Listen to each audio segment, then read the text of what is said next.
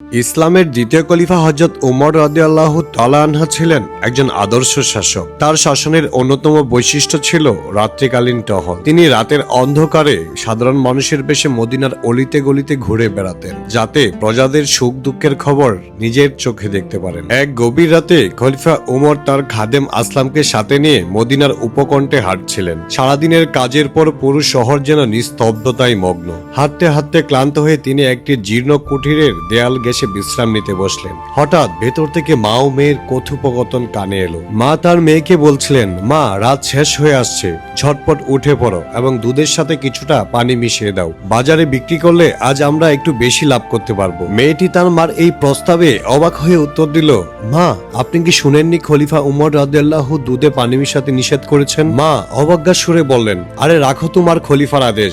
খলিফা কি এখন আমাদের দেখছেন? তিনি তো এখন তার প্রসাদে ঘুমাচ্ছেন। এই অন্ধকারে তিনি বা তার কোনো লোক আমাদের দেখতে পাবে না। জলদি করো। মায়ের এই কথা শুনে মেয়েটি অত্যন্ত দৃঢ়তার সঙ্গে জবাব দিল, যা। শুনে খলিফা স্তব্ধ হয়ে গেল। মা, খলিফা ওমর আমাদের দেখছেন না ঠিকই, কিন্তু খলিফার আল্লাহ তো আমাদের দেখছেন। মানুষের চোখকে ফাঁকি দেওয়া সহজ, কিন্তু আল্লাহর চোখকে ফাঁকি কিভাবে দেবো মা? যে কাজ আমি জনসম্মুখে করতে পারি না, তা নির্জনে কিভাবে করি? সম্পূর্ণ কথোপকথন দেয়ালের ওপাশে দাঁড়িয়ে খলিফা উমর রাদিয়াল্লাহু তাআলা শুনছিলেন। তিনি তার খাদেমকে বললেন বাড়িটি চিহ্নিত করে রাখতে। পরদিন সকালে খলিফা তার দরবারে লোক পাঠিয়ে সেই মা এবং মেয়েকে ডেকে আনলেন। তিনি মেয়েটির সততার কথা শুনে অত্যন্ত মুগ্ধ হয়েছিলেন। খলিফা তার নিজের ছেলেদের ডাকলেন এবং বললেন, তোমাদের মধ্যে কেউ কি এই মহিষী মেয়েটিকে বিয়ে করতে রাজি আছো? যদি আজ আমি তরুণ হতাম তবে আমি নিজেই একে বিয়ে করতাম। পিতার ইচ্ছায় খলিফার পুত্র আসিম রাদিয়াল্লাহু সেই দরিদ্র কিন্তু সৎ মেয়েটিকে বিয়ে করতে রাজি হন। এই সাধারণ দুধ বিক্রেতা মেয়ের গর্ভেই পরবর্তীতে জন্ম নিয়েছিলেন